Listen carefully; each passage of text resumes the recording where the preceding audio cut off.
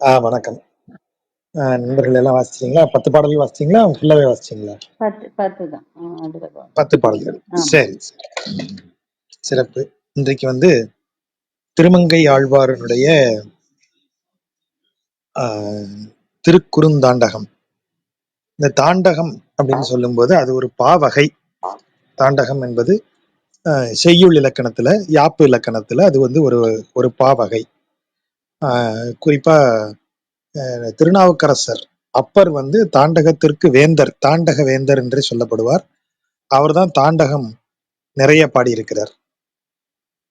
ஒரு தலைவனை அல்லது ஒரு ஒரு இறைவனை குறித்து பாடப்படும் பாடல் தான் தாண்டக வகை.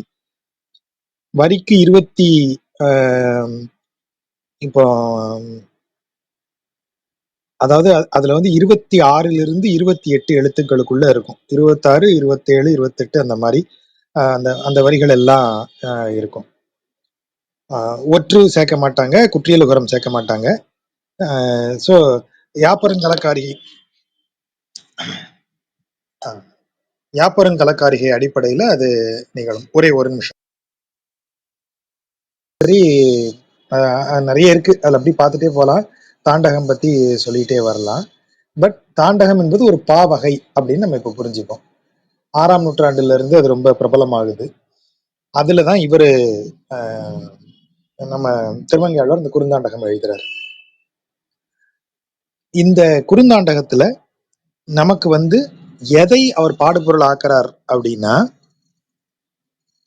சரணாகதிக்கு ஒரு பக்தன் எப்படி தயாராவான்ங்கிறத தான் அவர் இங்க பயன்படுத்துறாரு. எப்படி வந்து மானுட பிறவி எடுத்த ஜீவாத்மா பரமாத்மாவை அணுகி பரமாத்மாவை உணர்ந்து கொண்டு பரமாத்மாவை அடைவதற்கு என்னவெல்லாம் செய்கிறது அப்படிங்கிற கருத்தை இவர் இந்த குறுந்தாண்டகத்துக்குள்ள தன்னுடைய அந்த ஐடியாவை பயன்படுத்துறார்.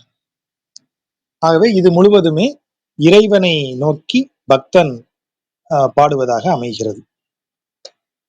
நிதியினை பவளத்தூணை நெறிமையால் நினையவல்லார் கதியினை கஞ்சன் மாள முன் கண்டு அண்டம் ஆளும் மதியினை மாலை வாழ்த்தி வணங்கி என் மனத்து வந்த விதியினை கண்டுகொண்ட தொண்டனேன் விடுகிலேனே.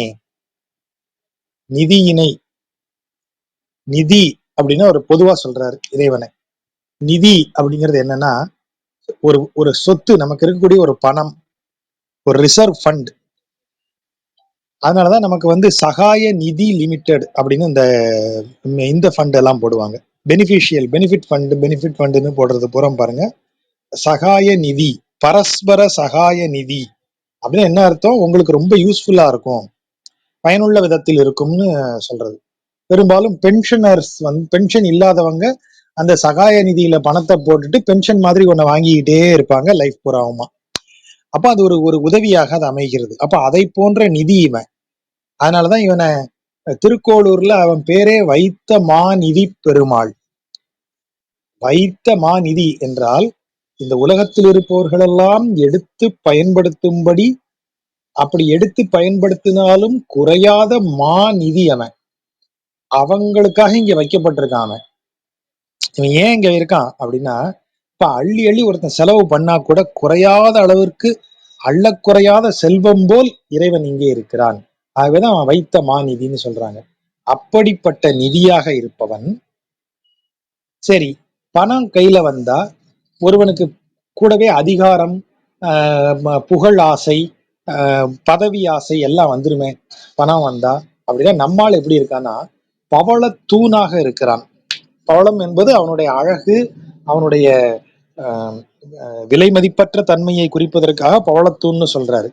ஆனா அங்க கவனிக்க வேண்டிய பாயிண்ட் தூண் எனப்படுவது. தூண் என்ன செய்யும்? கூரையை தாங்கி நிற்கும்.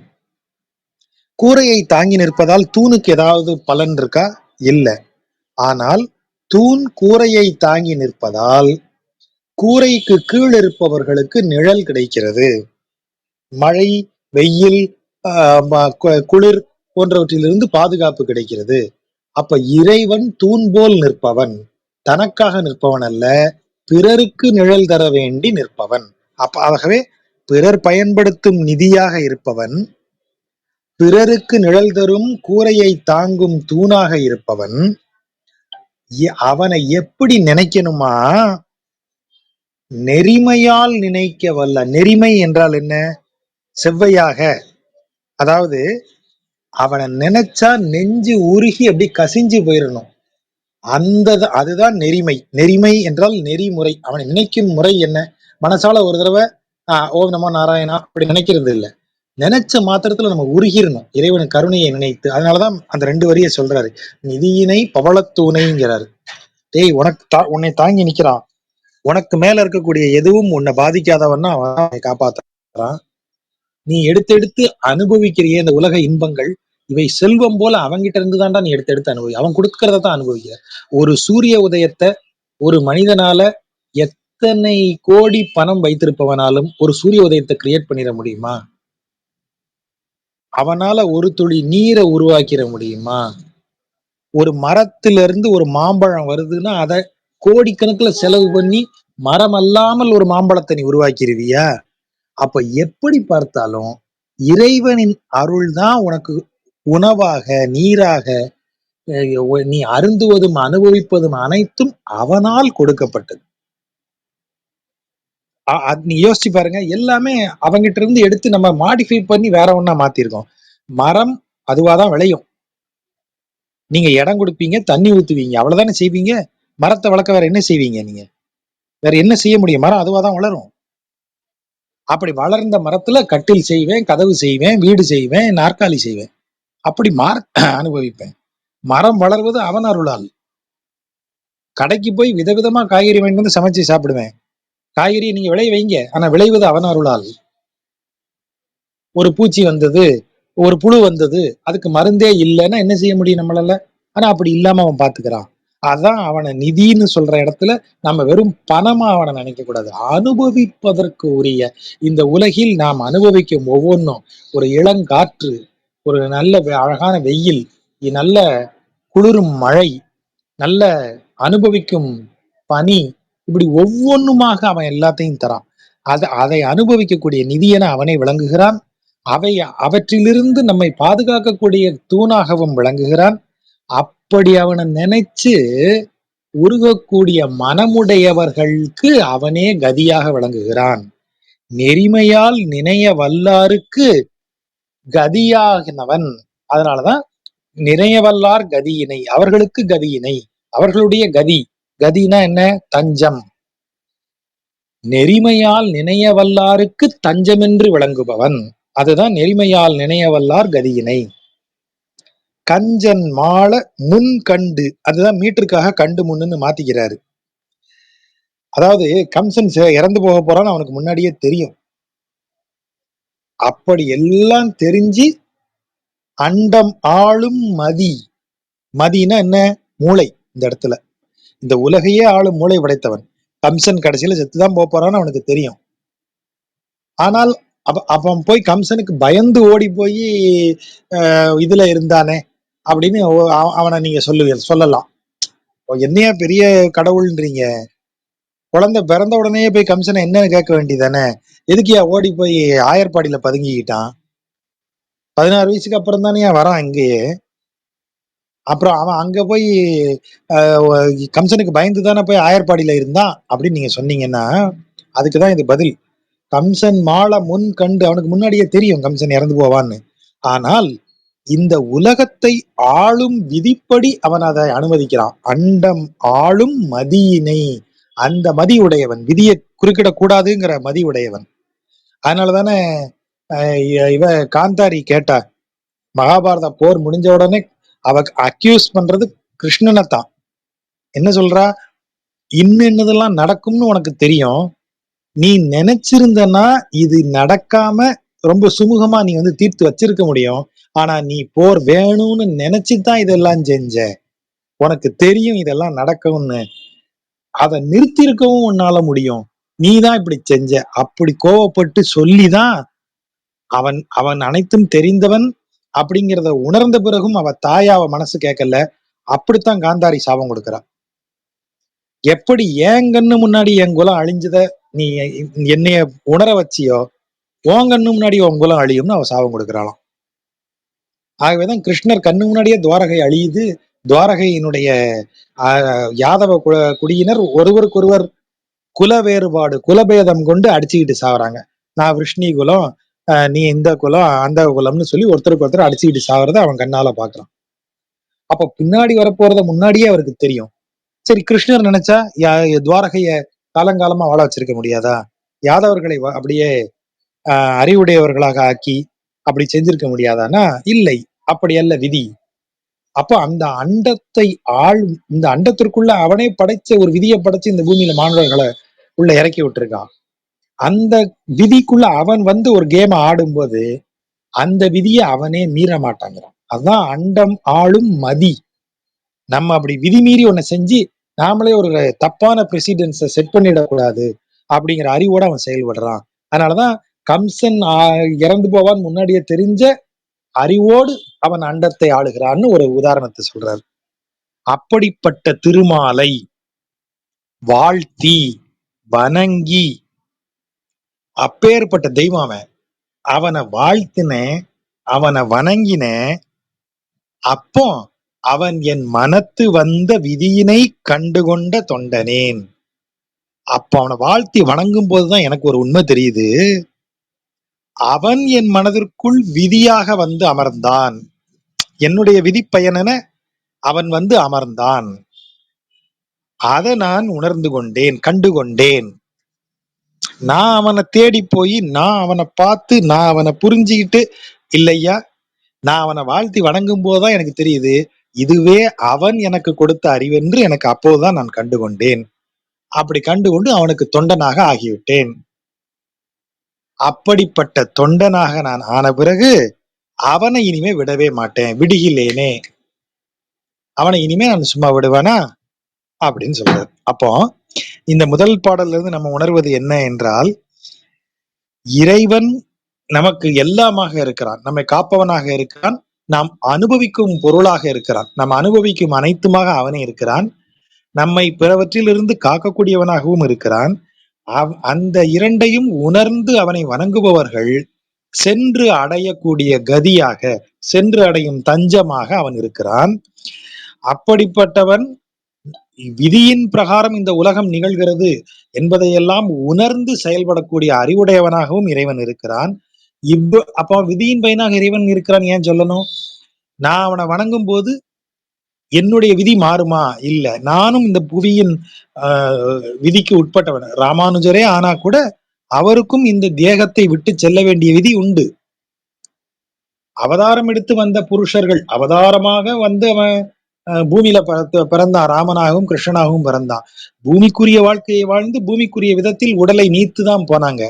ராமர் சரையு நதியில் இறங்கி உயிரை விடுகிறார். ஒரு வேடனின் அம்பை வாங்கி கொண்டு கிருஷ்ணர் உயிரை விடுகிறார்.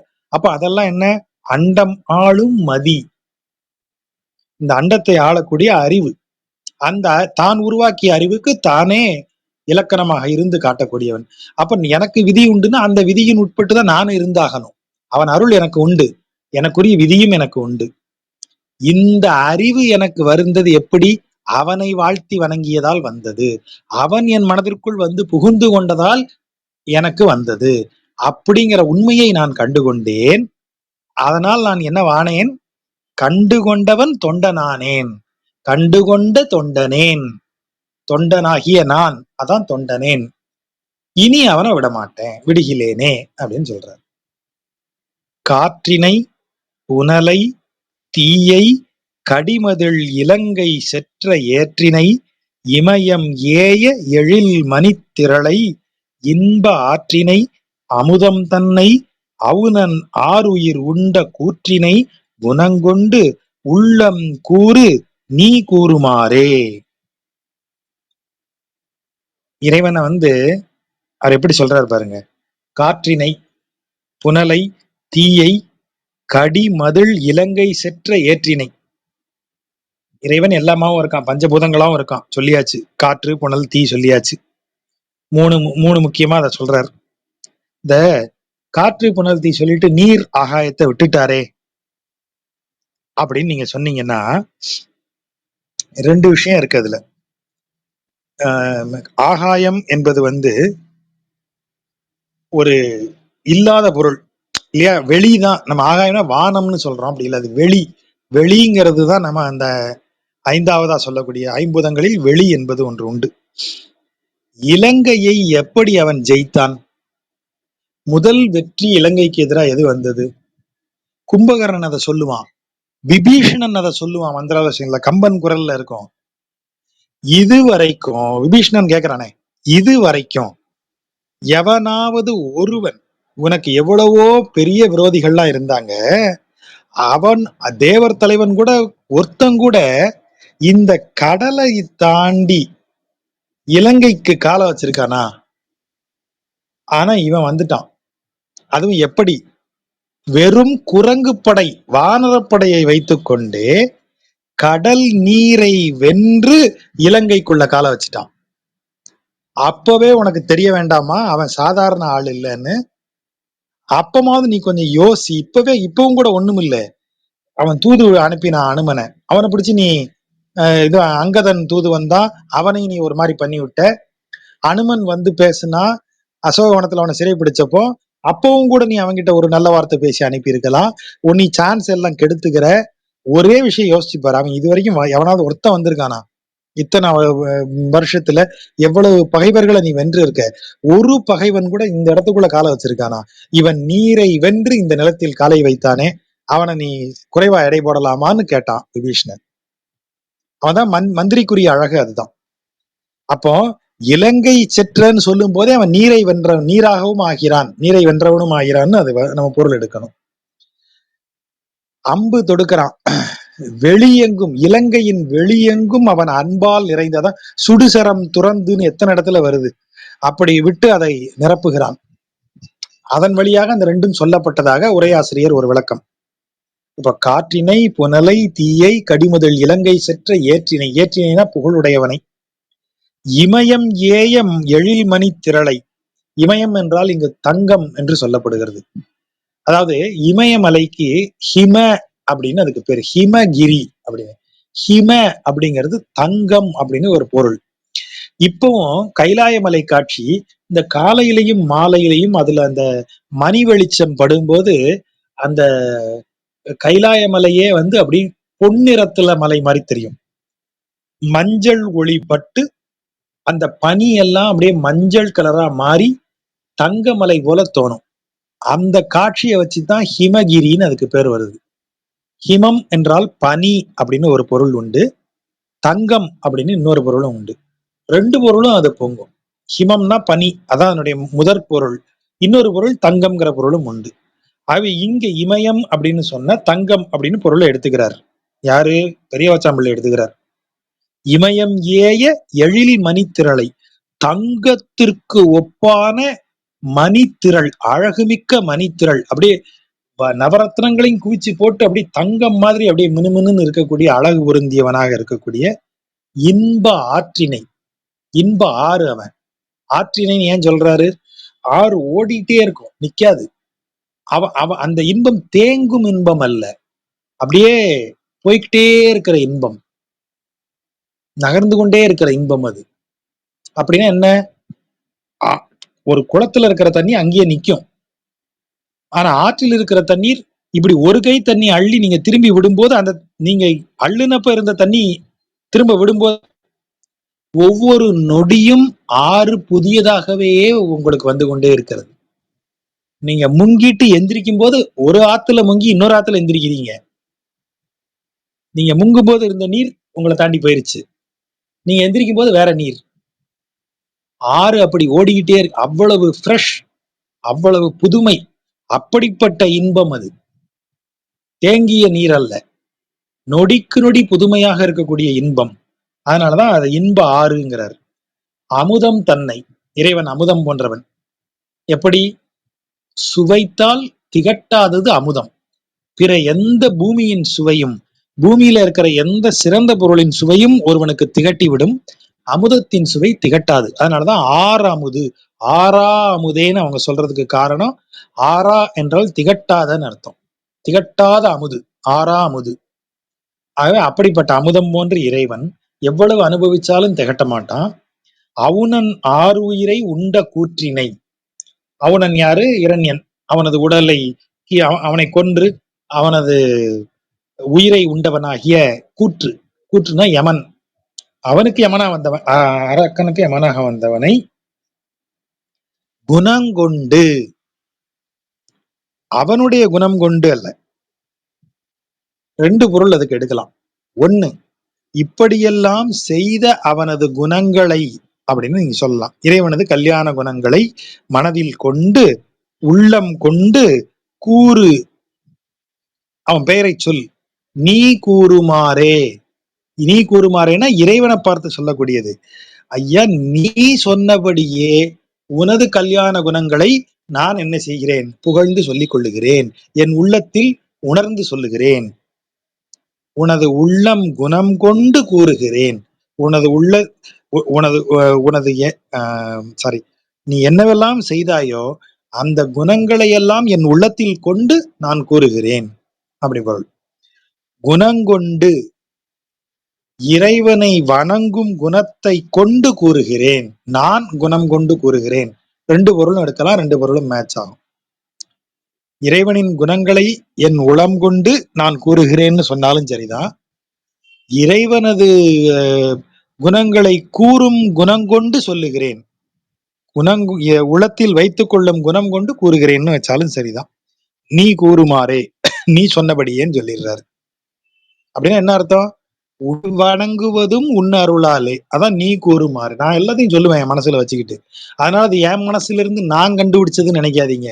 அவன் சொல்றான், நான் சொல்றேன். நீ கூறுமாறே உள்ளம் கூறும், என் உள்ளம் கூறுவது நீ கூறுமாறு சொன்னது அப்படின்னு சொல்லிடுறாரு. பாயிரும் பறவை இதனுள் பருவரை திரித்து வானோர்க்காய் இருந்து அமுதம் கொண்ட அப்பனை எம் பிரானை வேயிருஞ்சோலை சூழ்ந்து விரிகதிர் இரியனின்ற மாயிருஞ்சோலை மேய மைந்தனை வணங்கினேனே. பா பா இரும் அப்படின்னா பாங்கிறது பரவிங்கிற பொருள்ல வருது. அகன்று பரவி, இரும், இரும் என்றால் ஆழ்ந்தன்னு அர்த்தம். நன்கு ஆழ்ந்து இருக்கக்கூடிய கடல், அதான் பறவை. பறவைனா கடல். பறவை பறப்பது, பறவை கடல், பறந்திருப்பதால் கடல் பறவை.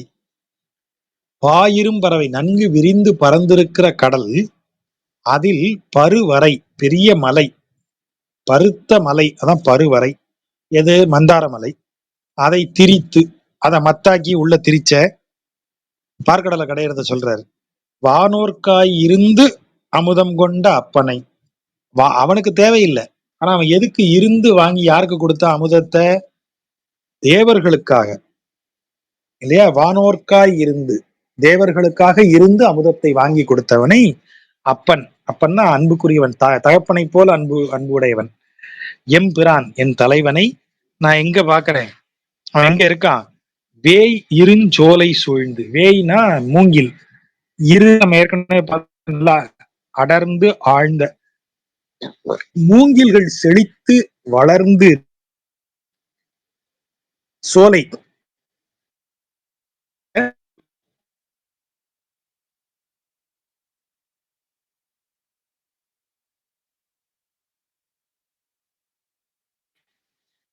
மூங்கில்கள் அடர்ந்து வளர்ந்து இருக்கிற விரிகதிர், விரிகதிர்னா சூரியன், விரிகதிர் விரிகள் இரிய, இரியனா அகல, இல்லாமல் அப்படின்னு பொருள். இந்த சோலைக்குள்ள வர முடியாம அகன்று போகின்றன. ஏன்னா அவ்வளவு சோலை பிரேக் ஆகி எனக்கு மட்டும் தான் கேக்குது. மேல வளர்ந்து மூடியதால் பிரேக் ஆகி வருது. ஓஹோ,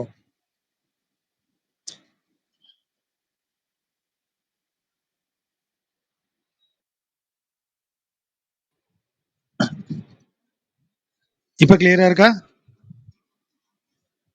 மறுபடியும் பேசுங்க. இப்ப கேக்குதா? நல்ல கிளியரா. வேயிருஞ்சோலை. ஆமா, வேயிருஞ்சோலை அப்படின்னு சொல்றது வந்து மூங்கில். வேயினா மூங்கில்.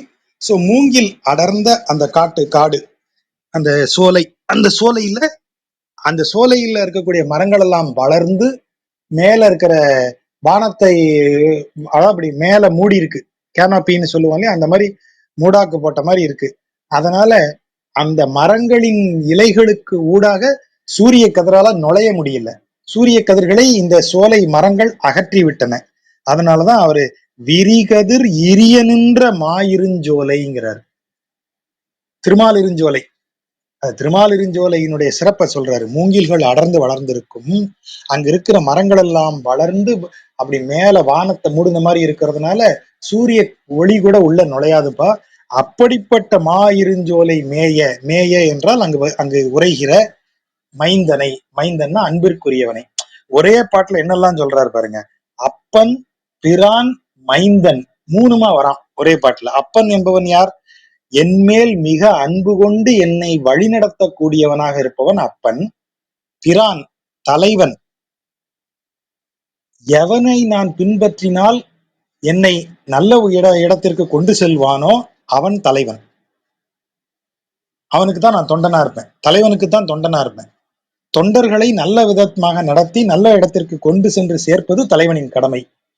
அப்ப என் பிரான், என் மேல் தகப்பனை போல் அன்பு கொண்டு எனக்கு நல்வழி காட்டக்கூடியவன், எனக்கு ஒரு நல்ல இடத்தை என்னை கொண்டு சேர்ப்பதற்காக தான் முன்னின்று என்னை வழிநடத்துபவனாகிய பிரான். மூணாவதா இது ரெண்டும் அவன் செய்யறது. அவன் அப்பன் மாதிரி இருக்கான், அவன் பிரான் மாதிரி இருக்கான். நீ என்னவாயா இருக்க அவனுக்கு? நான் அவன் மேல அன்பு செலுத்தக்கூடியவனா மட்டும்தான் இருக்கேன். அப்போ யார் மேல நான் அப்படி அன்பு செலுத்துவேன்? எனது பிள்ளை மேல. மைந்தன், இந்த இடத்துல மைந்தன்னா ஒரு இளைய உயிர் மேல ஒரு மூத்த உயிர் வைத்திருக்கிற அன்பை குறிக்கும் சொல்லது. மைந்தன் என்றால் இளையவன், அழகியவன் அப்படின்னு பொருள். அதான் மைந்தன்கிறது. என்னுடைய மைந்தன்னு சொல்லும் போது, என் பிள்ளை அப்படின்னு சொல்லும் போது எவ்வளவு பிரியமும் அன்பு நம்மள்ட்ட பொங்கி வருது. அந்த அன்பிற்கு பாத்திரமாக இருக்கிறவனும் அவன்தான். என்னை தகப்பனை போல் அன்பு செலுத்தி நடத்தக்கூடியவனும் அவன்தான். என்னை நல்கதிக்கு வழிநடத்தி செல்லக்கூடிய தலைவனும் அவன்தான். அதனாலதான் மூணையும் ஒரே பாட்டுக்குள்ள வைக்கிறாரு. அமுதம் கொண்ட அப்பனை, எம் பிரானை, மாயிருஞ்சோலை மேய மைந்தனை. அப்படி மூணு ஒரே பாட்டுக்குள்ள வச்சு அவர் சொல்ற அழகு. கேட்க யான் உற்றது உண்டு. Sir, if you don't mind, I have a question. இப்படி கேட்கிறோம்ல இன்னைக்கு. இந்த வரிய அப்படியே இதே எட்டிக்குயத்தோட திருமங்கை ஆழ்வார் போடுறாரு. யான் உற்றது ஒன்று உண்டு. உற்றதுன்னா நான் ரொம்ப, என் மனசுல ஒரு விஷயம் இருக்கு சார், ஒன்று ரொம்ப நாளா கேட்கணும்னு ஒண்ணு இருக்கு. யான் உற்றது, உற்றது எனில் நான் ரொம்ப நாளா ஆசைப்படுவது, நான் ரொம்ப ஆவலோட எதிர்பார்க்கிறது, என்ன கேட்க ஒன்று உண்டு. என்கிட்ட ஒரு விஷயம் ஒண்ணு உண்டு சார் உங்கள்கிட்ட கேட்கறதுக்கு அப்படின்னு பெருமாள்கிட்ட கேட்கிறாரு. என்ன கேள்வி என்றால், கேழல் ஆய் உலகம் கொண்ட பூக்கெழு வண்ணனாரை போதர கனவில் கண்டு வாக்கினால், கருமம் தன்னால், மனத்தினால், சிரத்தை தன்னால் வேட்கை மீதூர வாங்கி வெளிவிங்கினேற்கு இனியவாறே. இதுல என்ன கேள்வி இருக்கு? இந்த உலகத்தை படைத்து அதை சரியான இடத்தில் பொருத்தி நிர்வகிப்பவன் யார்? இறைவன். அவன் பூமி எங்கேயோ ஒரு இடத்துல கிடந்தப்போ அவன் கேழல் என்றால் பன்றி, கேழல் வடிவெடுத்து அந்த பூமியை அந்த இடத்துல கொண்டு வந்து வச்சான். உலகம் கொண்ட எப்படிப்பட்டவன் அவன்? பூக்கெழு வண்ணன், பூவை போன்ற கெழுமிய வண்ணம் கொண்டவன். கெழுமிய என்றால் பூவில் இருக்கிற வண்ணம் ஒரு ஒளியோட இருக்கும். வாடின பூல வண்ணம் இருந்தாலும் ஒளி இருக்குமா? இருக்காது. ஆனா நீங்க பாருங்க, ஒரு ரோஜா பூ அப்போதுதான் மலர்ந்தது அப்படின்னா அந்த இதழ்ல நிறம் மட்டும் இல்லை, ஒரு ஒளியும் இருக்கும். அதுதான் கெழு. கெழு என்பது அந்த வண்ணமும் அந்த ஃப்ரெஷ்னஸ், ஒரு பூ பூத்த மாதிரி ஃப்ரெஷ்னஸோட இருக்கிற வண்ணம் உடையவன். அப்படிப்பட்டவனை நான் எங்க கண்டேன்? கனவில் கண்டேன். என்ன கனவுல கண்ட? போதர கனவில் கண்டேன். அப்போ இந்த போது அறை அப்படின்னு சொல்லக்கூடியது என்ன பொருள்ல வருது அப்படின்னா, ஏன் இப்ப கனவில் நீங்கள் காணும்போது புலன்களால் காண்கிறீர்களா, புலன்களற்ற ஒன்றால் காண்கிறீர்களா அப்படின்னு ஒரு கேள்வி வருது. சார், உன்னை பார்க்கணும்னா எனக்கு என்ன இருக்கணும்? கண்ணு திறந்து இருக்கணும், நான் பார்க்க முடியும். அப்படிதானே? இப்ப நான் என் கண்ணு முன்னாடி நான் ஒரு விஷயத்த பார்க்கணும்னா, நான் பார்க்கறேன்னு சொன்னா என்ன அர்த்தம்? புலன்கள் விழித்திருக்கும் போதுதான் நீங்க பார்க்கறீங்க. அதனாலதான் ஜாக்ரத் அப்படிங்கிற நிலைக்கு விழிப்புணர்வுன்னு சொல்றோம். விழித்திருத்தல், புலன்கள் எல்லாம் ஃபுல் அட்டென்ஷன்ல இருக்கும். அந்த நிலைதான் நீங்க ஒன்றை பார்க்கும் நிலை. சரி, நம்ம தூங்கிட்டோம். கனவுல நாம என்னத்தில்லாம பார்க்கிறோமே, அப்ப கண்கள் என்ன செய்கின்றன? நம்ம கண்கள் மூடிதானே இருக்கு.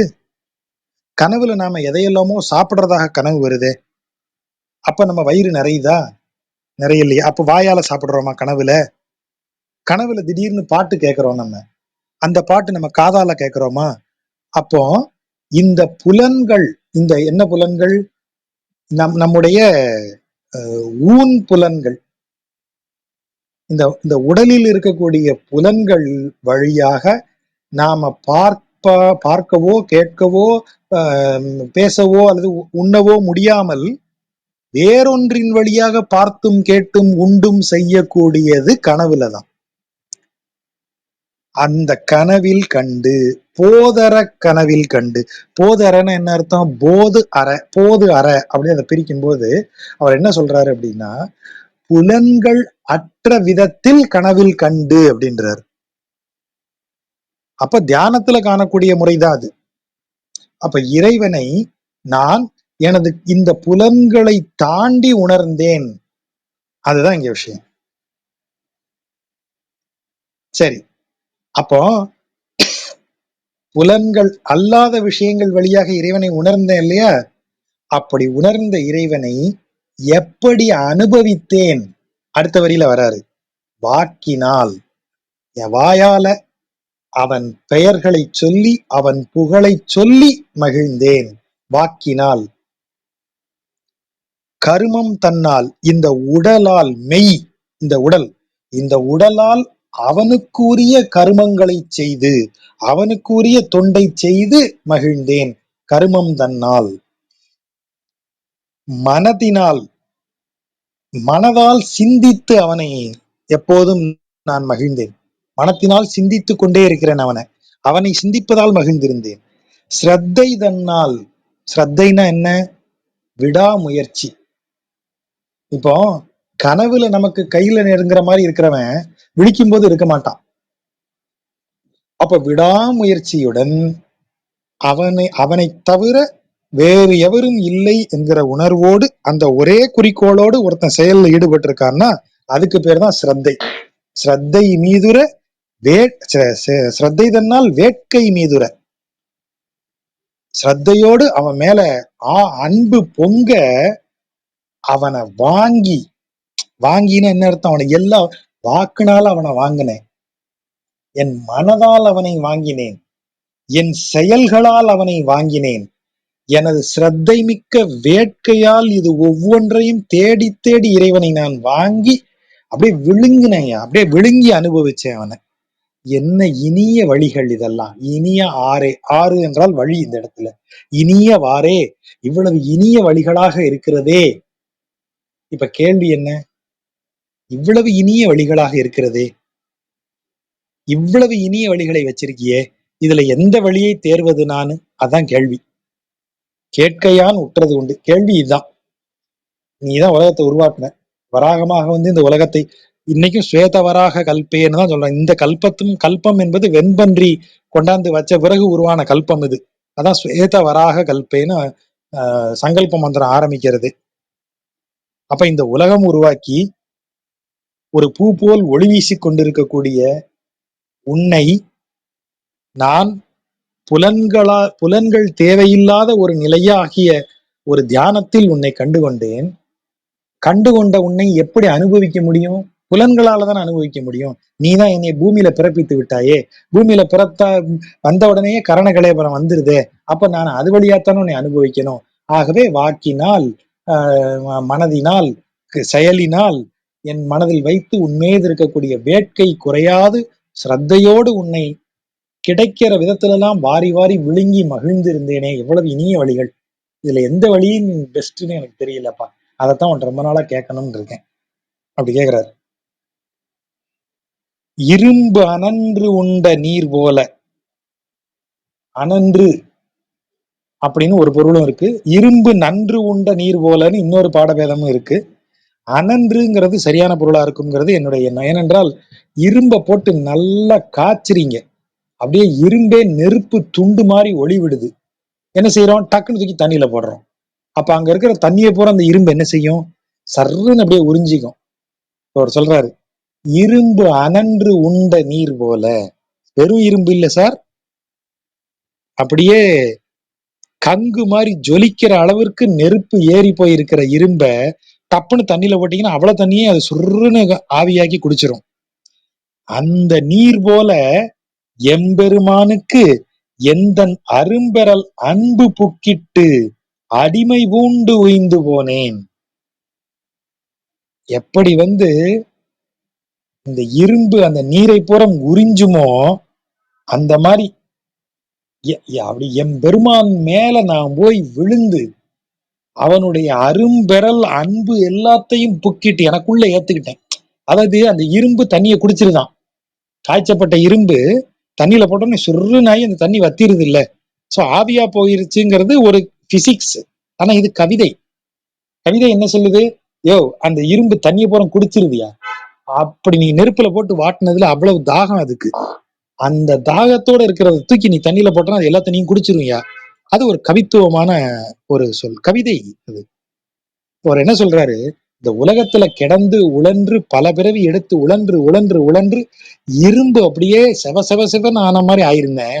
தூக்கி இறைவனுடைய அன்புல போட்டே இல்லையோ மொத்தத்தையும் உறிஞ்சிட்டேங்க நான். எம்பெருமானுக்கு எந்தன் அரும்பெறல் அன்பு புக்கிட்டு அடிமை பூண்டு உய்ந்து போனேன். எப்படி அந்த அன்பை பெற்றுக்கொண்டேன் நானு? வலுக்கட்டாயமாகவா? இல்லை. எம்பெருமானுக்கு அடிமை பூண்டு எந்தன் அரும்பெறல் அன்பு புக்கிட்டு உய்ந்து போனேன். அவனுக்கு அடிமையாகி அவனுடைய அன்பு என் மேல எவ்வளவு அன்பு அவன் வச்சிருக்கான் அது எல்லாத்தையும் அப்படியே எனக்குள்ள புக்கிட்டு உள்ள அப்படியே புகுந்து இட்டு எனக்குள்ள அதை கொண்டாந்து வச்சு அவனுக்கே நான் அடிமையாகி உய்ந்து போனேன். உய்ந்து போனேன்னா பேர் அடைந்து விட்டேன் அப்படின்னு அவர் சொல்றார். வரும் புயல் வண்ணனாரை மருவி என் மனத்து வைத்து கரும்பின் இன் சாறு போல பருகினேற்கு இனியவாறே. வரும் புயல் வண்ணன, எதிர்பார்த்திருப்பவர்களுக்கு வரக்கூடிய மழை மேகம் போன்றவன். அதான் வரும் புயல் வண்ணன். புயல்னாலே மழை மேகம்தான். மழை மேகத்தை ஒத்த நிறமுடையவன். அதுவும் எப்படி? எதிர்பார்த்து இருக்கும் மழை. அப்படி தன்னை வணங்கி இருப்பவர்களுக்கு அருள் புரியக்கூடியவன். அவனை என் மனதுல வைத்து கரும்பு சாறு போல துளி துளியா ரசிச்சு ரசிச்சு பருகியிருக்கேன். நான் பருகிட்டு இருக்கேன். என்ன இனிமையான வழிய பாத்தீங்களா இது அப்படின்னு அவரு அப்படியே மகிழ்ந்து சொல்றார் இறைவனை. முதல்ல என்ன சொன்னார்? அவனுக்கு அடிமை பூண்டு உய்ந்து போனேனேன்னு சொல்லும் போது அவனுடைய அன்ப பூரன் இரும்பு உண்ட நீர் போல, அதுவும் எப்படி கனன்ற இரும்பு உறிஞ்சும் நீர் போல உறிஞ்சி குடிச்சிட்டேன். இப்ப என்னையா செய்யற? அதான் அடைஞ்சிட்டிய அவனை. அடைஞ்சதுக்கு அப்புறம் என்ன செய்யற? அடைஞ்சதுக்கு அப்புறம் நல்லா நிதானமா உட்காந்து அவனை வணங்கி மருவி என் மனத்து வைத்து அவனை மனசுக்குள்ள அப்படி வச்சுக்கிட்டு எப்படி சுருன்னு தண்ணிய பூரம் குடிச்சேனோ இப்ப அவன் மனசுக்குள்ள வந்த உடனே அவனே ஒரு கரும்பு சாறு போல இருக்கானா, துளி துளியா ரசிச்சு பருகிட்டே இருக்கேன். எவ்வளவு இனிமையான வழி பாத்தியா? அப்படி சொல்றாரு. இனிய ஆறே, எவ்வளவு இனிய வழி அது, அவனை துளி துளியா ரசித்து அனுபவித்து பருகுவது. அப்படி மூவரில் முதல்வனாய ஒருவனை, உலகம் கொண்ட கோவினை, குடந்தை மேய குருமணி திரளை, இன்பப் பாவினை, பச்சை தேனை, பைம்பொன்னை, அமரர் சென்னி பூவினை புகழும் தொண்டர் என் சொல்லி புகழ்வர்தாமே. அவருடைய ஒரு ஃபன் பாருங்க அதுல. இந்த வடிவேலு ஜோக்கா விவேக் ஜோக்கான்னு ஞாபகம் இல்ல. சொல்லவான்னு சொல்லியே அவ்வளத்தையும் சொல்லிட்டியேடா அப்படின்னு அந்த ஒரு ஒரு ஜோக் உண்டு இல்ல. சொல்லட்டுமான்னு கேட்டு அவ்வளத்தையும் சொல்லிட்டியேடா அப்படின்னு. அத மாதிரி இது. அவன் யார்? மூவரில் முதல்வனாயன், 3 தெய்வங்களாக இருந்து உலகை நிர்வகிப்பவர்களில் முதன்மையானவன். சரி, உலகம் கொண்ட கோ, மொத்த உலகத்தையும் அளந்தவன் இல்லையா? உலகம் கொண்டவன், எப்படி கொண்டவன்? அரசன், கோவினை எப்படி அரசனானவன்? தனது ஒரு காலால் மொத்த உலகத்தையும் அளந்தவன் அவன். இந்த உலகமே அவன் காலுக்குள்ள தான் இருக்கு. அப்ப இந்த உலகமே அவன் மன்னன், அவன் உலகத்திற்கு சக்கரவர்த்தி. அவன் உலகம் கொண்ட கோவினை குடந்தை மேய குருமணித்து, குருமணி அப்படிங்கிறது நீல கலர் வைரம், நீல வைரத்தை குறிக்கும் சொல் தான் குருமணிங்கிறது. குருமணி திரள், பெரிய வைரம், பெரிய வைரமா இருக்கா? ஆமா, அந்த மாதிரி நீல வைரம் மாதிரி அவன் குடந்தையில கிடக்குறான் பாரு. இன்ப பாவினை, இந்த குடந்தை மேய குருமணி திரள், இதுல இருந்து ஆரம்பிச்சு பாத்தீங்கன்னா ஒரு சுவாரஸ்யம் இருக்கு. குடந்தை மேய குருமணி திரள் என்பது என்ன? ஒரு நீல வைரம் போல் குடந்தையில் கிடந்த கோலத்தில் இருக்கிறான். அதை நீ பார்க்கலாம் கண்களால். இன்ப பாவினை, அருமையான பாடல், ஒரு மிக சுவையான பாடல். பாடலை ரசிப்பதற்கு எது வேண்டும்? செவி. பச்சை தேனை, பச்சை தேன்னா என்ன? பச்சை தேன் தேன்கூட்டிலிருந்து எடுத்த உடனே அப்படியே அப்படி இம்மிடியட்டா சுட சுட அப்படி நம்ம சொல்றோம் இல்லையா? அத தோசை கல்லுல இருந்து எடுத்த உடனே தட்டுல அப்படி போடுவாங்கப்பா. அந்த மாதிரி பச்சை தேன் அப்படியே உடனடியாக எடுத்து கொடுக்கிற தேன். அவ்வளவு சுவை. ஒரு 10 நாள் ஆயிடுச்சு, பழையசாயிருச்சு, 4 நாள் ஆயிடுச்சு, அப்படி கிடையாது, ஃப்ரெஷ். அது நாவிற்கு சுவை. பைம்பொன், பசுமையான பொன். இந்த இடத்துல என்ன அர்த்தம்? நல்ல ஃபர்ஸ்ட் குவாலிட்டி தங்கம். அப்படிப்பட்ட தங்கம் உடல் முழுவதும் அணிந்திருப்போம். ஆகவே அது உடலை குறிக்கிறது, உடலுக்கு தங்கம். அமரர் சென்னி பூவினை, சென்னி என்றால் தலை, பூ, தலையில பூ சூடுறாங்க. தலையில ஏன் பூ சூடுறோம்? தலைக்கு மேல பூ இருக்கிறதுங்கிறது ஒரு வாசனையை கொடுக்கும். அப்புறம் பூ மிகச் சிறந்த ஒன்று, சிறந்த ஒன்றை தலைக்கு மேல் வைத்துக் கொள்வது நமக்கு மரபு. ஆகவே தலைக்கு மேல அப்படி வச்சுக்கிறோம். அதனாலதான் இறைவனை கும்பிடும் போது தலைக்கு மேல் கையை உயர்த்தி கும்பிடணும்னு நம்ம சொல்ற மரபு எதுல இருந்து வந்ததுன்னா, அவன் நமக்கும் மேல இருக்கிறவங்கிறனால, நம்மை விட சிறந்தவன் என்பதால் நம் கை உயர்ந்து தலைக்கு மேல போகுது அவனை வணங்குவதற்கு. அப்போ அதனாலதான் இறைவன் பெருமாள் கோயிலுக்கு போனீங்கன்னா சடாரி சாத்துறதுன்னு சொல்லுவாங்க.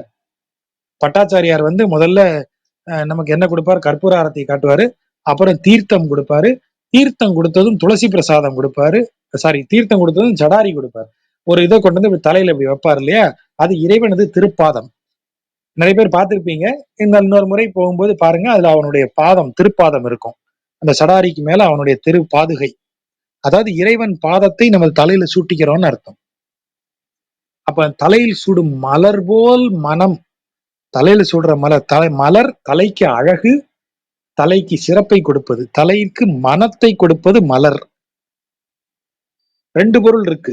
சென்னி சூடும் மலர் அவனது திருப்பாதம்னு சொன்னா, சென்னிங்கிறது தலைங்கிற பொருள் ஒண்ணு, இன்னொன்னு நம்முடைய சிந்தனை, மூளை. நமது மூளை மணக்க வேண்டும் என்றால் அவன் திருவடி என்னும் பூவை தலையில சூட்டணும். அவன் திருவடியை மூளைக்குள்ள கொண்டு போ.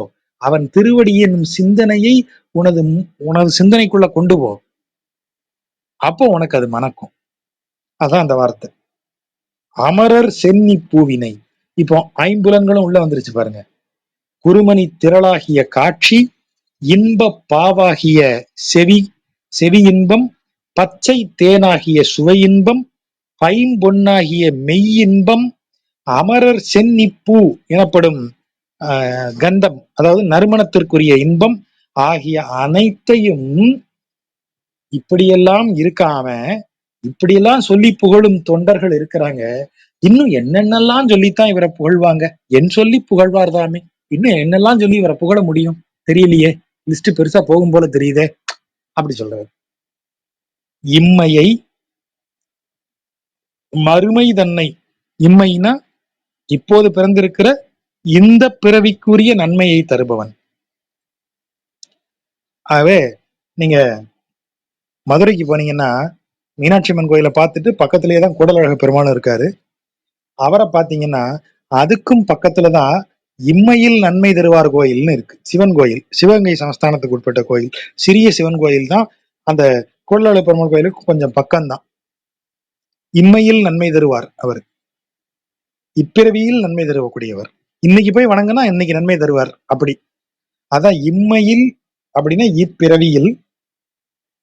இந்த இடத்துல இம்மையை என்றால் இப்பிறவியாக நமக்கு விளங்குபவனை, மறுமை தன்னை நம்முடைய மறுமையாகவும் விளங்குபவனை, எமக்கு வீடாகி நின்ற மெய்மையை, எனக்கு மோட்ச கதியாகி நின்ற மெய்யானவன். அதான் மெய்மை, இறைவனாகிய நாராயணனே மெய்மைங்கிறத சொல்றாரு.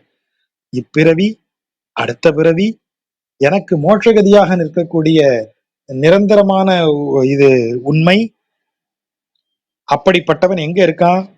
விரிந்த சோலை வியன் திரு அரங்கம் மேய. அப்படிப்பட்டவன் எங்க இருக்கிறான்?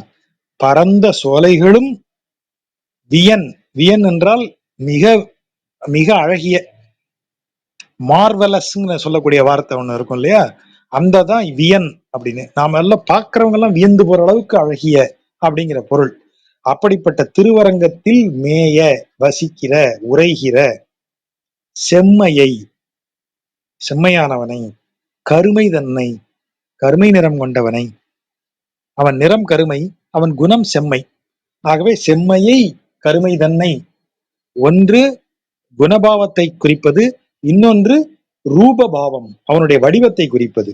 செம்மையை, கருமை தன்னை, திருமலை ஒருமையானை, இது இரண்டும் ஒன்றாக விளங்கும் திருமலையில் தெய்வமாக நிற்பவனை, திருமலை ஒருமையானை, தன்மையை, அவனோட கருணையை, நினைவார். இதெல்லாம் நினைச்சு பார்க்கறான் பாருங்க ஒருத்தன். இம்மை அவனேன்னு நினைக்கிறவன், மறுமை அவனேன்னு நினைக்கிறவன், எனக்கு மோட்சகதியாகிய உண்மை பொருள் அவன்தான், மெய்ப்பொருள் அவன்தான் நினைக்கிறவன், அவன் திருவரங்கத்தில் இருக்கக்கூடிய நாராயணன் திருவரங்கனே அவன்தான் அப்படின்னு சொல்லி வணங்குறவன், அவனது செம்மை குணங்களை எண்ணி வணங்குபவன், அவனது வடிவ அழகை எண்ணி எண்ணி அதில் ஈடுபட்டு வணங்குபவன், அனைத்தும் ஒன்று என்று திருமலையில் நிற்கும் தெய்வத்தை கண்டு வணங்குபவன், அவனது கருணையை நினைத்து வணங்குபவன். இப்படி நினைக்கக்கூடிய ஒவ்வொருவரும் அவர் காலுக்கு கீழே பாத்தீங்கன்னா என் தலை இருக்கும் அப்படின்றார். நினைவார் எந்தன் தலைமிசை மண்ணுவாரே, அவங்கெல்லாம் என் தலைக்கு மேல இருப்பாங்க ஐயா அப்படின்றார். அப்படின்னா என்ன அர்த்தம்? அவர்கள் திருவடிகளில் என் பாதங்களை வைப்பேன். தொண்டரை வணங்குகிறார். ஏற்கனவே சொன்ன மாதிரி சைவத்திலையும் வைணவத்திலையும் சொல்லப்படும் வார்த்தை ரொம்ப அருமையான வார்த்தை. இறைவன் பெருமையை விட தொண்டர்தம் பெருமை பெரிது. சைவத்துல அதை அப்படியே சொல்றாங்க. எது பெரிதுன்னு கேட்டா இறைவன் புகழ் பெரிது, இறைவனோ தொண்டர் உள்ளத்து அடக்கம், தொண்டர்தம் பெருமை பேசுவதே அரிதுன்றார். அதான் பெரிதுன்னு சொல்றாங்க. தொண்டர் பெருமை தான் பெரிதான், இறைவனை விட பெரிதது தொண்டர் பெருமை. ஆகவேதான் இவர் சொல்றாரு, இறைவனது திருவடியை விட, இவர் இறைவனின் திருவடியில் தலை வைப்பேன்னு தானே பேசினாரு. இப்ப என்ன சொல்றாரு? இறைவனை எப்போதும் எண்ணி வணங்கி கொண்டிருக்கும் தொண்டர்களின் திருவடியை எனது தலையில் சூட்டிக் கொள்வேன். தலைமிசை மண்ணுவாறு, என் தலைக்கு மேல அவங்க திகழ்வார்கள்ங்கிறாரு. அப்படின்னா அவர்களுக்கு கீழே பணிந்து அவர்கள் திருப்பாதங்களில் எனது தலை இருக்கும்படி நான் இருப்பேன்னு சொல்றாரு. வானிடை புயலை, புயல்னாலே கருமேகம்தான். அப்ப அவன் வடிவம் கருமேக வடிவம் உடையவன், நிறத்தை ஒத்தவன். ஆக வானத்தில் வரக்கூடிய கருமேகம் போன்ற நிறமுடையவனை, மாலை, திருமாலை, வரையிடை பிரசம் ஈன்ற தேனிடை கரும்பின் சாற்றை. அதாவது கரும்பு சுவையா இருக்கும். இப்ப நல்லா கரும்பு ஜூஸ் நல்லா இனிப்பா இருக்கு. என்ன, எந்த ஊருக்குள்ள விளைஞ்சது, எந்த தண்ணி சார்? காவிரி ஆத்து தண்ணியில விளைஞ்சது சார். இது தாமிரபரணி தண்ணியில விளைஞ்ச கரும்பு சார், ரொம்ப சுவையா இருக்கும் சார் அப்படின்னு சொல்ற இடத்துல நம்மால் ஒரு கரும்பை சொல்றாரு. இந்த எவர் கண் படாத இயற்கையாக விளைந்த செடிகளிலிருந்து, மரங்களிலிருந்து பூக்கள் பூக்கு, அதையெல்லாம் எடுத்து கொண்டு போய் தேனி மலை பாறைகளுக்கு இடையில பெரிய பெரிய கூடை கட்டும். நீங்க தேனருவிக்கு போயிருந்தீங்கன்னா தெரியும். தேனருவி கிட்ட அது எவராலும் நெருங்க முடியாத இடத்துல அவ்வளவு பெரிய தேனடைகளை அது கட்டியிருக்கும். பார்க்கவே பிரம்மாண்டமா இருக்கும் அந்த தேனடைகள். நான் குறைவாலாம் சொல்லல. ஒரு குயின் சைஸ் பெட்ல முக்கால்வாசி சைஸுக்கு நான் ஒரு தேனடை பார்த்திருக்கேன். நான் பார்த்ததுல அவ்வளவு பெருசு. வீட்டுல இந்த கேரம் போர்டு எல்லாம் இருக்குன்னு வைங்க, ஒரு 3 கேரம் போர்டை வச்சா என்ன சைஸோ அந்த சைஸ்ல எல்லாம் தேனடை இருக்கும். நீங்க தேனருவிக்கு போய் பாத்தீங்கன்னா அவ்வளவு பிரம்மாண்டமா எல்லாம் தேனடைகள் இருக்கும். நாம திரும்ப திரும்ப நம்ம இந்த ஏரியால பாக்குற தேனடை எல்லாம் சும்மா 2 உள்ளங்கை அகலத்துக்கு இருக்கிற தேனன் கூட தான் நம்ம பாக்குறோம். ஆனா அதெல்லாம் இயற்கையா அங்க காட்டுக்குள்ள இருக்கிறதா அவ்வளவு பெருசா இருக்கும். அப்படி வரையிடை பிரசம், பிரசம் என்பது தேனி, பிரசம் என்றால் தேனி. வர மரங்கள் இது சாரி மலைகளுக்கு இடையில தேனி வந்து தேன் அடைய வச்சு இப்படி கட்டியிருக்கே, அதுல இருக்கிற தேன் அப்படியே சொட்டுது. அந்த சொட்டக்கூடிய தேனை பாய்ச்சி நான் கரும்பை வளர்க்குறேன். அதாவது கரும்பே இனிய சுவை உடையது. அதுக்கு நான் தண்ணி பாய்ச்சி வளர்க்கல. அப்படியே மலைகள்ல இருக்கக்கூடிய பெரிய பெரிய தேனடைகளிலிருந்து சொட்டக்கூடிய தேனை அப்படியே நான் கரும்புக்கு பாய்ச்சி தேன் பாய்ச்சி கரும்பு வளர்த்திருக்கேன்யா. தேனிடை பிரசம் ஈன்ற தேனிடை கரும்பின் அப்படி வளர்க்கப்பட்ட கரும்பினுடைய சாறு யாரு? எங்காளு பெருமாள். திருவினை, திருவென விளங்குபவன், செல்வத்திற்கு செல்வமானவன், திருமகளுக்கு திருவென விளங்குபவன், அதான் திருவினை. மருவி வாழார், மருவி சார்ந்துன்னு அர்த்தம். அப்படி அவனை சார்ந்து அவனை வணங்கி வாழாதவர்கள்லாம் மானிட பிறவி மதிக்கிலர் அந்தோ. அந்தோன்னா அடப்பாவமே, அடப்பரிதாபமே, அப்படி ஒரு எக்ஸ்பிரஷன் அது. அவங்க எல்லாம் தமக்கு உயர்வான மானிட பிறவி கிடைச்சிருக்கேங்கிறதையே மதிக்காதவங்க. அது ஏன் இந்த வார்த்தையை சொல்றாரு? வரையிடை பிரசம் ஈன்ற தேனிடை கரும்பின் சாற்றை, இந்த வார்த்தையை கவனிங்க. வானிடை புயலை, திருமாலை, சரி மால் தெய்வமானவன். வானிடை புயல் என்றால் என்ன? வானில் புயலென வரும் கருமேகம்தான் தன கையில் இருக்கக்கூடிய அனைத்து நீரையும் இந்த பூமிக்கு சொரிந்து இந்த பூமியில் அனைவருக்கும் உணவும் நீரும் அளித்து செல்லுகிறது. ஏற்கனவே திரும்ப திரும்ப சொல்லியிருக்கேன், மழை இல்லாமல் இந்த உலகத்துல எதுவுமே இல்லை. புல், அதை எல்லாரும் சொல்லியிருக்காங்க. மண்ணின் துளிவேலில் எல்லாம் விசும்பின் பசும்புல் தலை காண்பது அரிது, விசும்பின் துளிவேலில் எல்லாம் பசும்புல் தலை காண்பது அரிது மண்ணில்னு இவர் சொல்றாரு, திருவள்ளுவர் சொல்றாரு. அது ஏதோ சும்மா ஒரு சொல்லு இல்லை, அது ஒரு எவ்வளவு பெரிய சயின்ஸ். அது எவ்வளவு ஆழமாக அவங்க இயற்கைய கவனிச்சிருந்தா அதை சொல்லுவாங்க. மேல இருந்து ஒரு துளி விழலன்னா கீழே ஒரு துளி பசும்புல் வராது. பசும்புல் வரலன்னா நீர் பிடிப்பு பகுதி, ஆற்றுக்கு நீரை பிடித்து தேக்கி வைத்து வருஷம் பூரா அனுப்புறது. உனக்கு என்ன டெய்லியுமா மழை பெய்யுது மோட்டர் போட்டு விட்ட மாதிரி? அப்ப மழை பெய்யும் போது மழையை தேக்கி வைத்து கொஞ்சம் கொஞ்சமா அந்த நீரை ரிலீஸ் பண்றது யாரு? மேல இருக்கிற புல்வெளிகள் தான். புல்லே இல்லைன்னா உனக்கு எங்க இருந்து தண்ணி வரும் ஆத்துல? நீ கீழே என்ன விவசாயம் பண்ணுவ? புல் இல்லைன்னா அதை சாப்பிடுற மானுக்கு சோறு இருக்குமா? மானுக்கு சோறு இல்லைன்னா மானை சாப்பிடுற புலிக்கு சோறு இருக்குமா? ஒண்ணும் கிடையாது. அப்ப இந்த மிருகங்களும் பறவைகளும் இல்லாம போச்சுன்னா விதை பரவல், காடு எப்படி பரவும்? காடு எப்படி வளரும்? அப்போ புல் இல்லைன்னா எதுவும் இல்லை. அப்படி வந்தாச்சு நமக்கு. அப்ப அதை சொல்லும் போது இதெல்லாம் எங்க இருந்து ஆரம்பிக்குது? மழை மேகத்திலிருந்து ஆரம்பிக்குது. அப்ப அனைத்திற்கும் ஆரம்பமானவன் அவன். வானிடை புயலை, புயல் போல் வந்து நமக்கு எல்லாவற்றையும் கொடுக்கக்கூடியவனை. சரி, அப்படி கொடுக்கிறவன நீ இந்த மானுட பிறவி உனக்கு கொடுத்தான்ல, அப்படி கொடுத்தவன் யாரு? வள்ளல், அள்ளி வழங்குபவன் அவன். சரி, அவனை நீ வணங்கணுமே. தெய்வம் இல்லையா அவன்? மால், திருமால் தான் அதை செய்யறான்.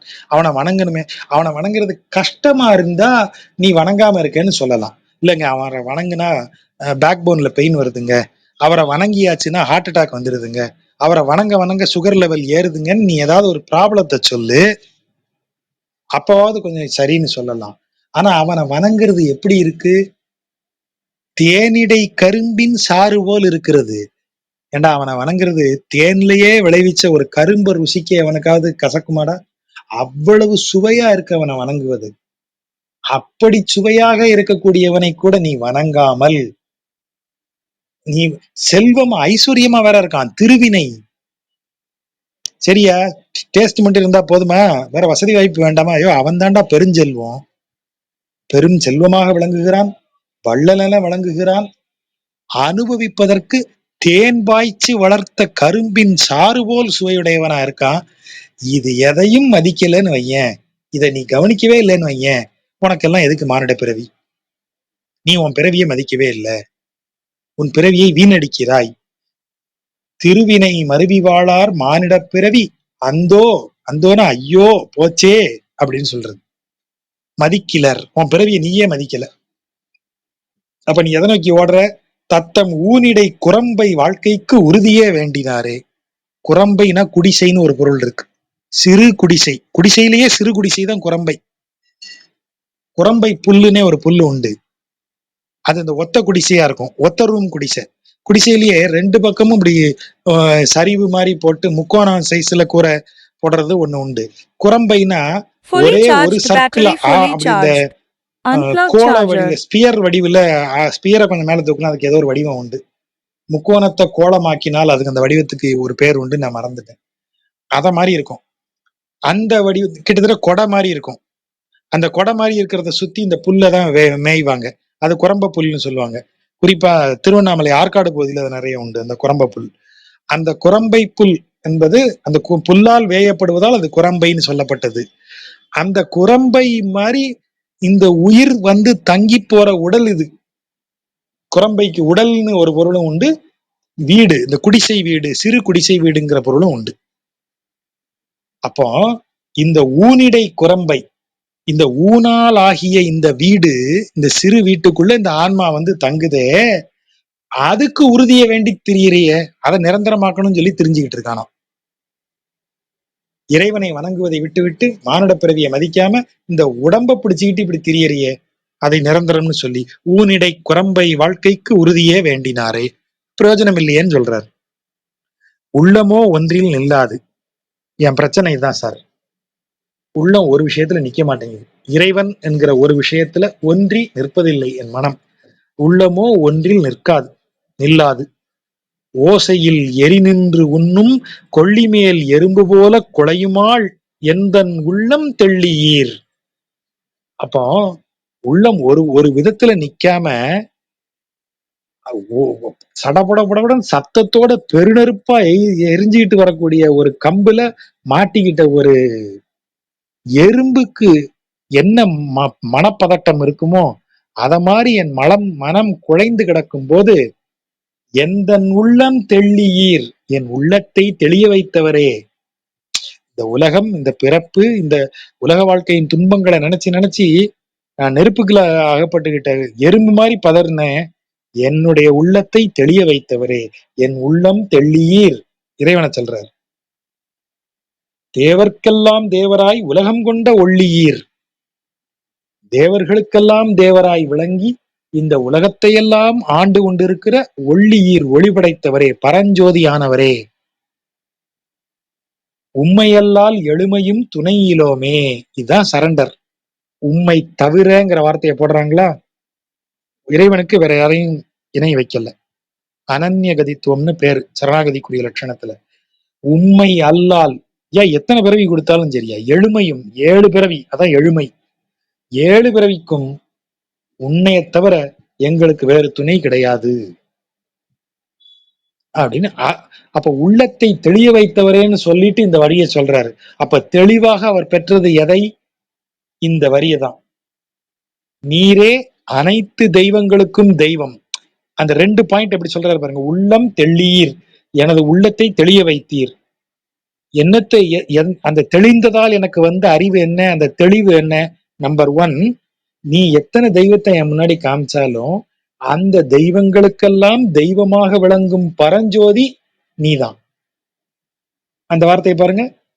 தெள்ளியீருக்கு அடுத்து என்ன சொல்றாரு பாருங்க. தேவர்க்கெல்லாம் தேவராய் உலகம் கொண்ட ஒள்ளியீர். பாயிண்ட் நம்பர் 1 எனக்கு கிளாரிட்டி வந்துருச்சியா? எத்தனை தெய்வங்களும் என் முன்னாடி இருக்கலாம், எனக்கு பதட்டமே வராது. இந்த தெய்வத்தை போவா, அந்த தெய்வத்திட்ட போகவா, இந்த தெய்வம் கோவிச்சுக்குமா, அந்த அப்படிலாம் கிடையாது. இந்த தெய்வங்களுக்கெல்லாம் தெய்வமாக விளங்கக்கூடிய பரஜோதி அவன் இருக்கான். எனக்கு தெளிவு வந்துருச்சு. திரும்ப எனக்கு பிறவி கிடைக்கலாம், திரும்ப எனக்கு என்ன வேணாலும் வரலாம். ஆனா என்ன நடந்தாலும் அவனை தவிர வேறு துணை கிடையாது நமக்கு.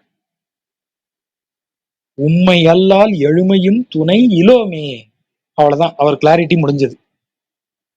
சித்தமும் செவ்வை நில்லாது. போன பாட்டுல சொன்னதையே இன்னொரு விதமா சொல்றாரு.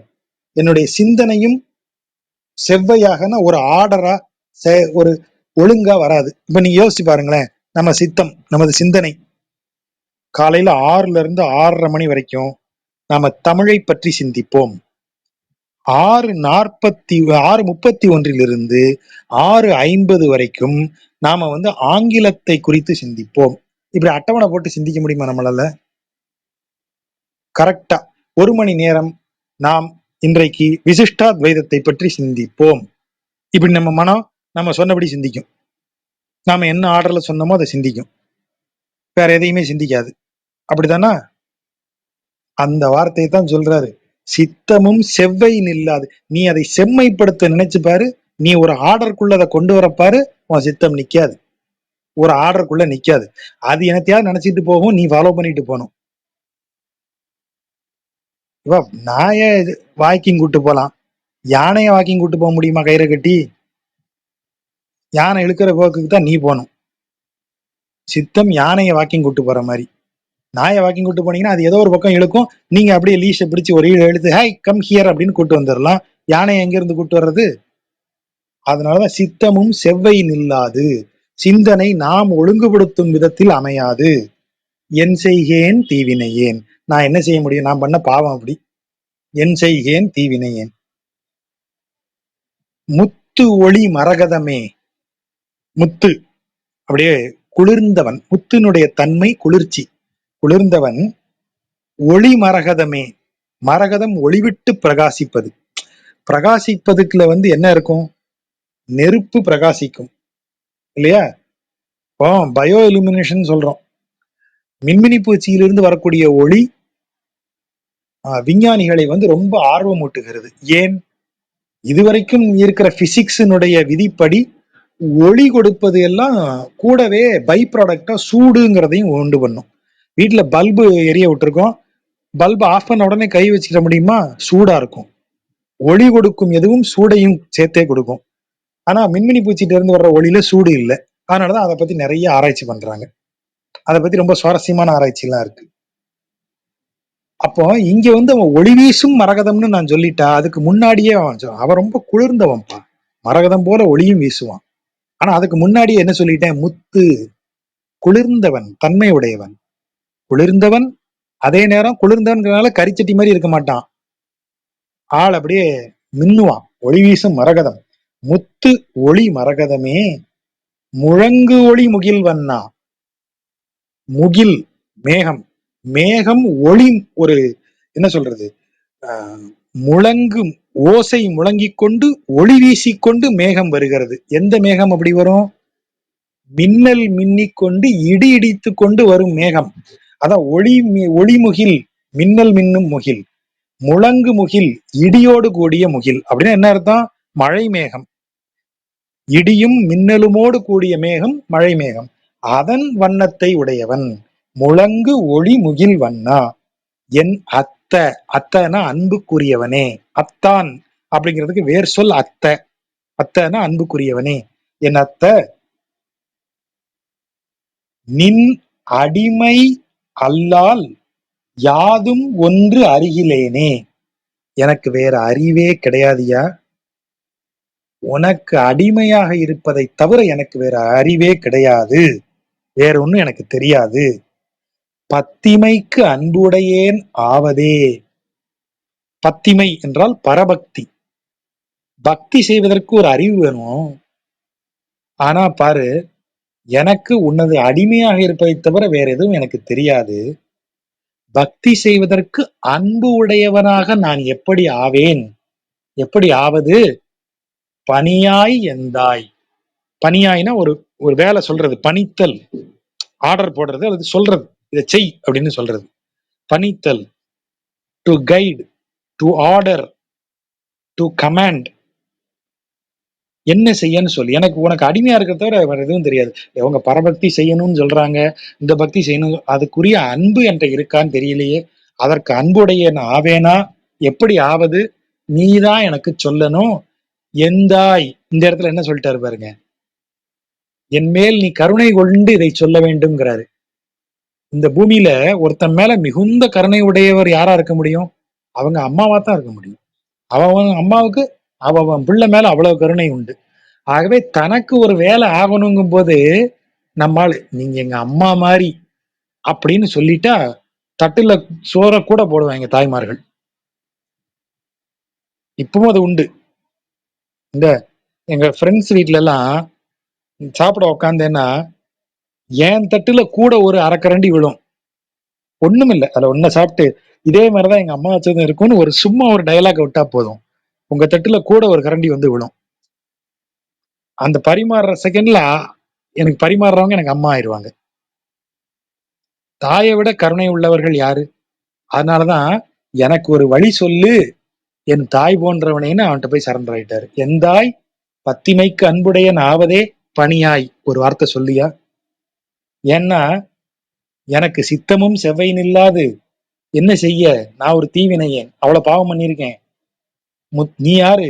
முத்து ஒளி மரகதம் முழங்கு ஒளி முகில்வண்ணன் என் அத்தை என் அன்புக்குரியவனே, எனக்கு வேற எதுவும் தெரியாதியா, உனக்கு அடிமையா மட்டும் நிக்கிறேன், எனக்கு அதை தவிர வேற ஒண்ணும் தெரியாது, என்னிடத்தில் வேற எதுவும் இல்லை, என்கிட்ட வேற மார்க்கமே இல்ல, நீ என்ன சொல்கிறாயோ அதையே பின்பற்றுவேன் அப்படின்னு சொல்றாரு.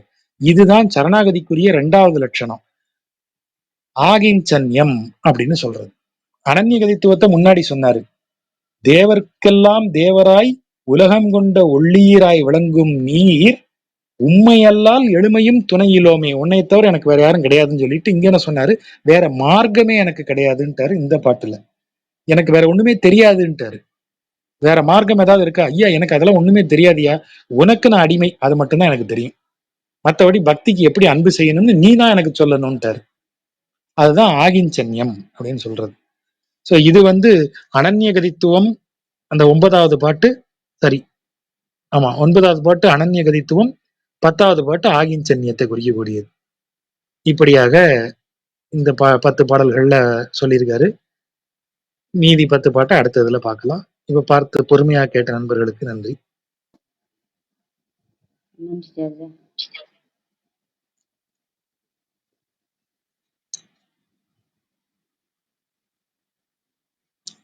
நண்பர்கள் கேள்விகள் ஏதாவது இருந்தா?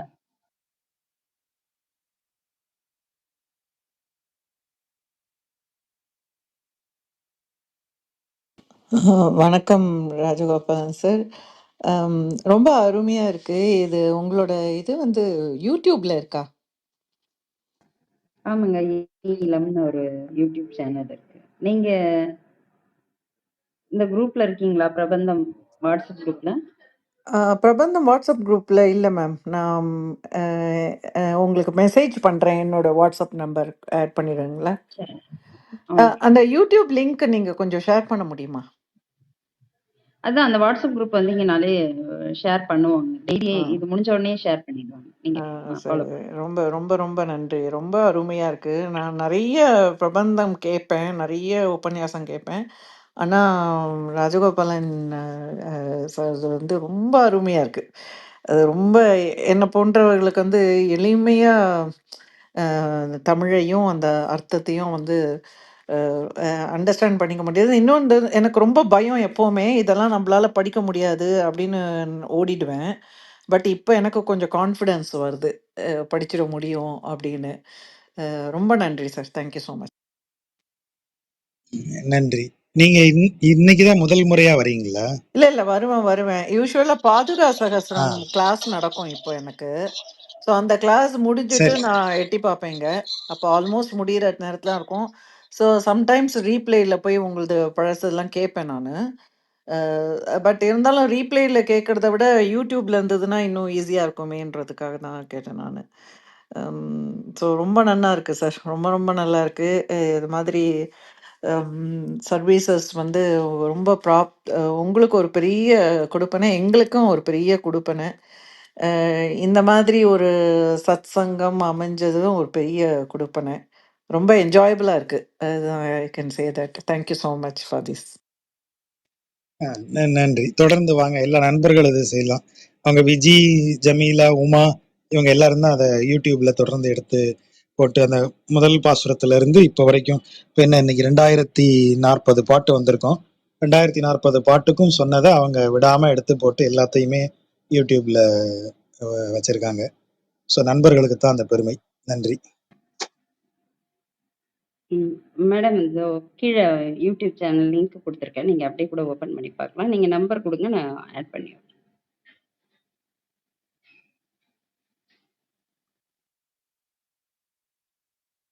Sure ma'am. நான் இப்போ உங்களுக்கு டெக்ஸ்ட் மெசேஜ் அனுப்பிச்சிட்டேன். என்னோட பேர் உஷா. டெக்ஸ்ட் மெசேஜ் அனுப்பிச்சிட்டேன். யூடியூபும் நான் காப்பி பண்ணிக்கிறேன். Thank you so much ma'am. Thank you. நன்றி.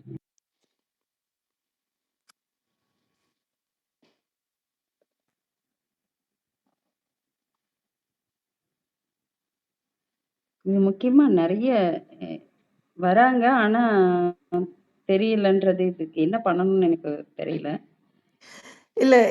எனக்கு எப்படின்னாக்கா, நான் கொஞ்சம் இது இது இன்னும் படிக்கணும். அப்பதான் எனக்கு சரியா வரும். ஸோ அந்த ஸ்டடி குரூப் மாதிரி இருந்ததுன்னா, இப்போ இப்போ இவர் வந்து எக்ஸ்பிளைன் பண்ணத வச்சுண்டு, திருப்பி நம்ப அத வந்து உள்வாங்கி, அது கொஞ்சம் ஒரு ஒரு 7, 8 முறை நம்ம சொல்லி பார்த்தோம்னா தான், அது கொஞ்சம் மறக்காம பதியும். இன்னொருத்தருக்கு சொல்றது அளவுக்கு அது கொஞ்சம் தெரியும். ஸோ அது மாதிரி ஒரு ஸ்டடி குரூப் ஏதாவது ஃபார்ம் பண்ணா கூட I will be very much interested ma'am. Thank you so much. Form பண்ணி வச்சிருக்கோம். ஆனா ஆக்டிவா இல்ல அதுல. இப்ப பெரிய திருமொழிக்கு அப்படி ஒண்ணு ரெடி பண்ணி வச்சிருக்கோம். ஒரு 6, 7 பேர் இருக்கோம். மறுபடியும் இன்னும் ஃப்ரெண்ட்ஸ் சேர்ந்தாங்கன்னா அது மறுபடியும் ரிவைஸ் பண்ணலான்ற ஒரு ஐடியால இருக்கு. எனக்கு பண்ணலாம். தெரியுங்க மேம். அது மெயினா இன்னொரு பிரச்சனை என்னன்னாக்கா, நான் இப்ப இங்க யுஎஸ்ஏல இருக்கிறதுனால அந்த டைம் அதுதான் மேட்ச் ஆக மாட்டேங்குது. நெறைய குரூப்ஸ் இருக்காங்க. பட் ஒண்ணு ரொம்ப அதிகாலையில இருக்கு. எனக்கு வந்து 6:30க்கு முன்னாடி எந்திரிக்க முடியல. நானும் சில சமயத்துல சரி ஓகே, என்ன இப்போ 4:30 மணிக்கு எழுந்துக்கலாம், 5 மணிக்கு எழுந்துக்கலாம்னு சில குரூப்ல சேர்ந்துருவேன். ஆனா முடிய மாட்டேங்குது கன்சிஸ்டன்ட்டா. அப்படி இல்லைன்னா சாயந்தரத்துல எனக்கு பிஸி ஆயிடுறேன் நானு. யோகா அது இதுன்னு சாயந்தரம் வந்து நான் இந்த ஆன்லைன் பக்கமே வரமாட்டேன். ஆஃப்டர் 6:00. ஸோ அதனால அந்த டைமும் எனக்கு வர முடியறதில்ல. இந்த மாதிரி டைம் மேட்ச் ஆக மாட்டேங்குது மேம். அதுதான் ஒரு ப்ராப்ளம். எனிவே தேங்க் யூ இல்ல ஸோ இப்ப மச் நீங்க விஜய் மேம். கிளப் ஹவுஸ்ல இப்ப வாட்ஸ்அப் சேனல் வந்துட்டீங்கனாலே அந்த கிளப் ஹவுஸோட இதுல நீங்க ரீப்ளேஸ் கேட்டுக்கலாம். அந்த மாதிரி அந்த ஷூர், ஷூர். யூடியூப்ல நீங்க கண்டிப்பா. போய் பாத்தீங்கன்னா அண்ணன் கண்டிப்பா, கண்டிப்பா. நெறைய கேட்பேன். ஆக்சுவலா நெறைய உபன்யாசம் கேட்பேன். இப்ப வெங்கடேஷ் ஆரம்பிச்சபோது கூட, சரி, சரி டெய்லி ஒரு பிரபந்தம் ஆரம்பிச்சுடலாம், முடிச்சுடலான்னு. பட் ஆனா, அ இவரது கேட்கும்போது தான் எனக்கு இப்போ முழுமையா கான்ஃபிடன்ஸ் வருது. சரி கண்டிப்பா நம்ம படிச்சிட முடியும் அப்படின்னு. ஏன்னா, அந்த சொல்ற விதமே வந்து ரொம்ப நம்ம ஃப்ரெண்டு என்ன கண்ணன் என்ன நம்மளோட ஃப்ரெண்டு நம்ப ஆளு அப்படின்ற மாதிரி ரொம்ப அருமையா சொல்றாரு. ரொம்ப அழகா இருக்கு. அது ரொம்ப சொல்ல முடியல எனக்கு எப்படி ரசிக்கிறேன்னு. Thank you so much.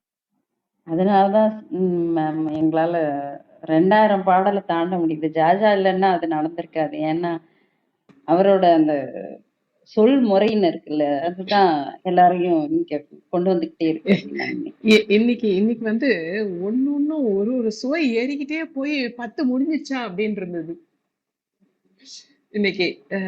அது மாதிரிதான் இருந்தது. இது வரைக்கும் கேட்க முடியாத இது இந்த ரொம்ப தேனை ரொம்ப பீச்சி ஒரு அடிச்சு கரும்பு வித்தியாசமான வளர்த்தது. ரொம்ப வித்தியாசமான ஒரு நடை. அந்த அந்த அட் த சேம் டைம் வந்து அந்த இதுலேருந்தும் டீவியேஷன் ஆகாம, அந்த ட்ரெடிஷன்லேருந்தும் டீவியேஷன் ஆகாம, எந்த விதத்துலயும் அத வந்து அதனுடைய தரத்தை குறைக்காமல், அதே நேரத்துல வந்து ரொம்ப ரொம்ப கலோக்கியலா ஒரு எல்லாருக்கும் புரியக்கூடிய அளவுக்கு எளிமையா இப்ப வந்து ரொம்ப சாஸ்திரம் சமஸ்கிருதம் படிச்ச அந்த மாதிரி இவர் வேலுக்குடிதாலாம் போகும்போதெல்லாம் வந்து என்னன்னா, ஒரு பயமா ஆயிடும். அ நான் அது ஒரு கவனிச்சோம்னா கூட உபன்யாச மாதிரி ஆமா. உபன்யாச டோன் வந்துரும். அது டோன் இல்லாம இருக்கிறது வந்துரும். ஒரு 2, 3 தமிழாகவே இருந்தா கூட நமக்கு வந்து ஒரு அந்நிய பாஷை மாதிரி தான் இருக்கும். ஒண்ணுமே புரியாது.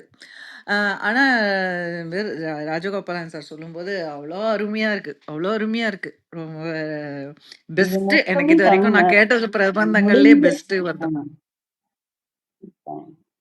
முடிஞ்ச அளவுக்கு அவரு அந்த சமஸ்கிருத வார்த்தைகள் சேராம அது மொத்த தமிழ்ல அத சொல்றதே அது ஒரு பெரிய வரப்பிரசாதம் தான். நன்றி.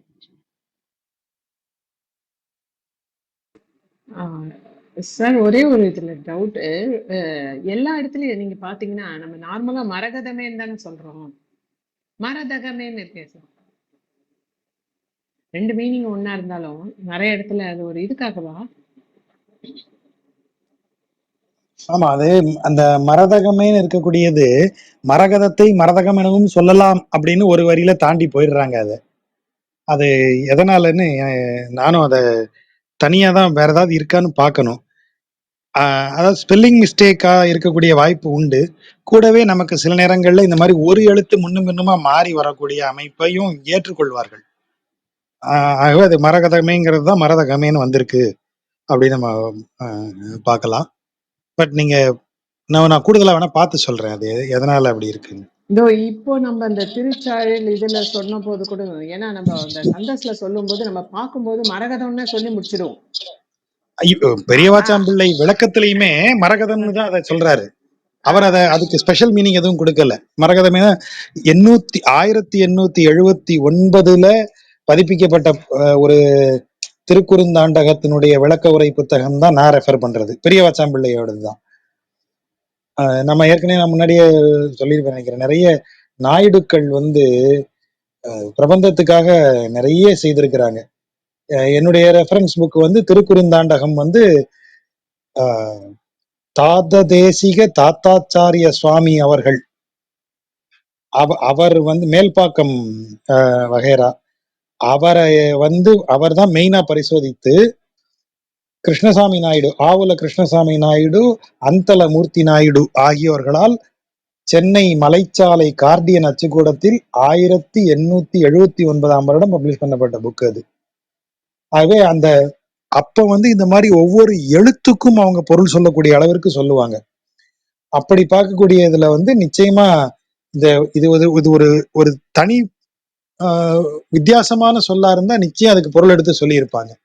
ஆனா அவரும் மரகதமேன்னு தான் டைரக்டா பயன்படுத்திக்கிறாரு, அந்த சொல்லதான் எடுக்கிறாரு இவரும் பெரியவாச்சாம்பிள்ளையும்.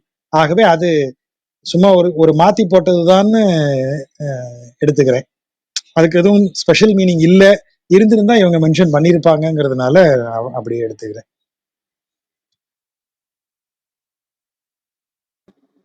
நன்றி சார்.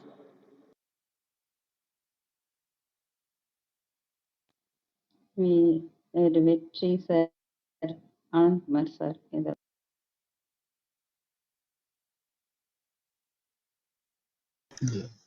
Thanks sir. இன்னைக்கு பிரமாதமான உரை. கேள்விகள் எதுவும் இல்லை இன்னைக்கு. தேங்க்ஸ். நன்றி ஜஜா. கேள்விகளே நன்றி. அப்போ நண்பர்கள் கேள்விகள் இருந்தால் அடுத்து செவ்வாய்க்கிழமை சந்திப்போம். பொறுமையாக கேட்ட நண்பர்களுக்கு நன்றி.